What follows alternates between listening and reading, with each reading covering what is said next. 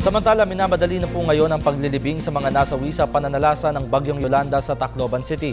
Ito'y upang maiwasan ang masamang epekto nito sa kalusugan ng mga residente sa naturang lungsod. Samantala, ayon sa National Disaster Risk Reduction and Management Council, inaayos na ang ibibigay na tulong pinansyal sa mga apektadong pamilya. Ang ulat mula kay Waywaya Makalma. Tinutugunan na ng pamahalaan na mapabilis ang paglilibing ng higit 1,000 bangkay na walang pagkakakilanlan sa Tacloban City. Ayon kay Undersecretary Eduardo Del Rosario, ang mga kawani ng NBI ay inaabot kasi sa 20 hanggang 30 bangkay lamang ang napoproseso kada araw. Ito ang naging sanhi kung bakit hindi pa naililibing ang ilang bangkay na natagpuan. Andun ngayon yung ating government agencies concerned together with the City Mayor of Tacloban City, and they are now addressing this very pressing concern. Yung proseso ng identification and tagging. Kaya lang ng NBI, considering the personnel deployed there, is about 20 to 30 cadavers a day.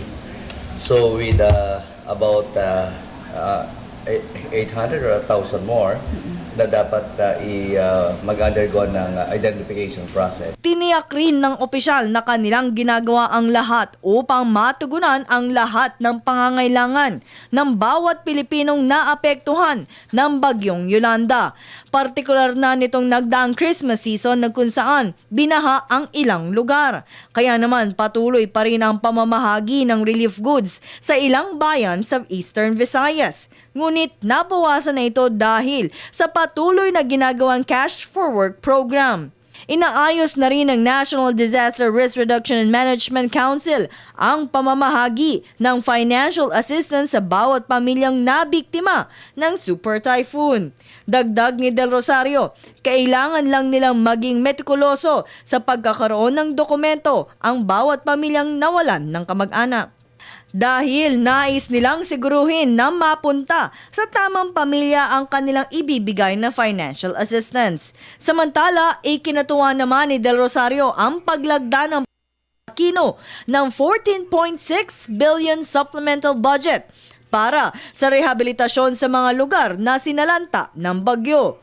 Anya, ito ay malaking tulong at mapapabilis na lalo ang pagsasaayos ng buong Visayas na halos mabura sa mapa ang inabot na pinsala ng Super Typhoon Yolanda. Napakagandang development yan dahil makaka-receive na ng support yung mga concerned line departments of the national government para ma-implement nila ng tuloy-tuloy yung mga early recovery and rehabilitation projects that will be implemented in all Yolanda affected areas. Sa ngayon ay 11 ang nadagdag na nasawi sa Bagyong Yolanda. Sa kabuuan, nagtala sa 6,166 ang bilang ng mga namatay, habang wala naman nadagdag na bilang sa mga nawawala at sugatan. Para sa Telebisyon ng Bayan, Waywaya Makalma.